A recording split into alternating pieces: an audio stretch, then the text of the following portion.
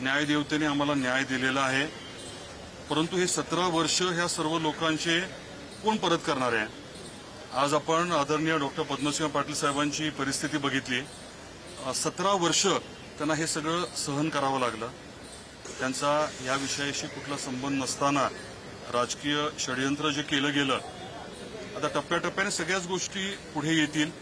परंतु आज निश्चितपणे आम्हाला सर्वांनाच मोठं समाधान आहे की न्यायदेवतेने आम्हाला न्याय दिला. दुर्दैवाने डॉक्टर साहेबांना नेमकं काय झालंय हे मी समजून सांगू शकत नाही, त्यांना ते कळणारही नाही. पण ही परिस्थिती कशामुळे उद्भवली, हे षडयंत्र जे आहे ते कोणी कशामुळे केलं, त्याच्यामध्ये कोण कोण प्यादे होते. आदरणीय डॉक्टर पद्मसिंह पाटील साहेब, आपल्याला कल्पना असेल की साधारण 1990च्या दरम्यान मुख्यमंत्री होणार होते. तसा त्यांना शब्द दिला होता. काही कारणामुळे ते होऊ शकलं नाही.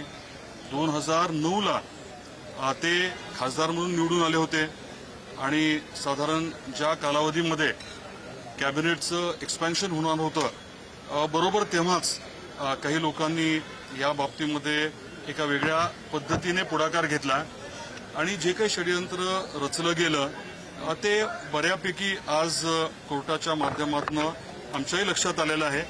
आणि एकदा प्रत्यक्षात कोर्टाची ऑर्डर उपलब्ध झाल्यानंतर, त्याचं वाचन केल्यानंतर मग मी आपल्याला सविस्तर बोलू शकेन. या पूर्ण प्रक्रियेमध्ये सुरुवातीपासून ज्यांनी आमच्यावरती विश्वास ठेवला आणि अतिशय ताकदीने आम्हाला आमची साथ दिली, त्यांचे मी मनापासून आभार व्यक्त करतो. आई तुळजाभवानी आणि संत गोरोबा काकांचा आशीर्वाद नेहमीच डॉक्टर पद्मसिंह पाटील साहेबांच्या पाठीशी आहे. लाखो करोडो जनतेचा त्यांच्यावरती विश्वास आहे, प्रेम आहे आणि आज निश्चितपणे न्यायदेवतेने आम्हाला न्याय दिलाय, एवढी भावना मी व्यक्त करतो. 1990 मध्ये तुम्ही काँग्रेसमध्ये असताना त्यांना मुख्यमंत्रीपदाचा शब्द दिला गेला, ते झालं नाही. 2009 मध्ये कॅबिनेट मंत्री होणार अशी शक्यता होती. त्यावेळेला सुद्धा एक्सपेन्शनच्या वेळेलाच हा सगळा खटला पुढे आणला गेला.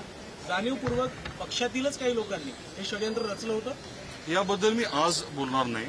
इतके दिवस मी जास्त बोललो नाही की आमच्यापैकी कोणीच जास्त बोललं नाही, कारण हे सगळं न्यायप्रविष्ट होतं.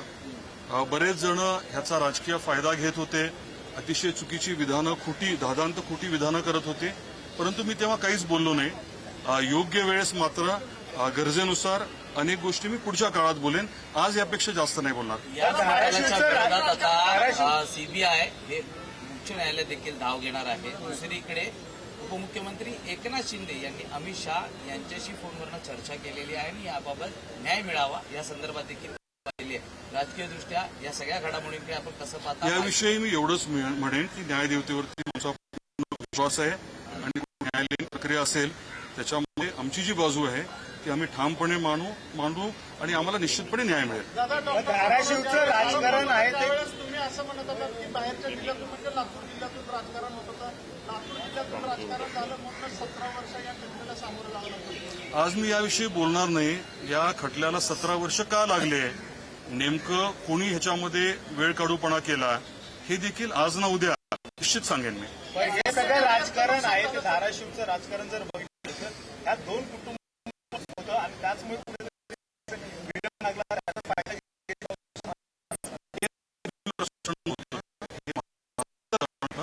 आणि सर्वच जण पत्रकार आहात, आपण याच्या बाबतीमध्ये थोडा गेला तर अनेक गोष्टी लक्षात येईल. वेळेस मी सांगेन. जिस तरीके से ऑपरेशन टाइगर और जिस तरह से अभी निम्बलकर शिफ्ट हो गए हैं एकनाथ शिंदे कैंप में, क्या उसका असर पड़ रहा था, आपको लग रहा है? नहीं, मैं राजकीय किसी भी बात पे आज टिप्पणी करना नहीं चाहूंगा.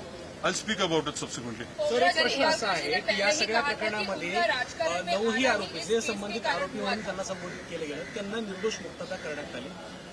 परंतु हा प्रश्न आता विचारला जातो की या प्रकरणामध्ये जी हत्या झाली, मग ती हत्या नेमकी कोणी केली? आमची मागणी निश्चितपणे ही राहणार आहे की नेमकी हत्या कोणी केली, कोणाकोणाला काही कारणं होती. अनेक गोष्टी ज्या आहेत त्या आज मला बोलायच्या नाहीयेत. अनेक गोष्टी समोर मान्य न्यायालयाच्या आलेल्या आहेत आणि त्याच्या बाबतीतला योग्य तपास जर झाला तर खरे या विषयातले आरोपी कोण आहेत ते निश्चित आजही निदर्शनास येऊ शकतील असा माझा ठाम विश्वास आहे. हत्येचा तपास व्हावा अशी तुमची देखील निश्चित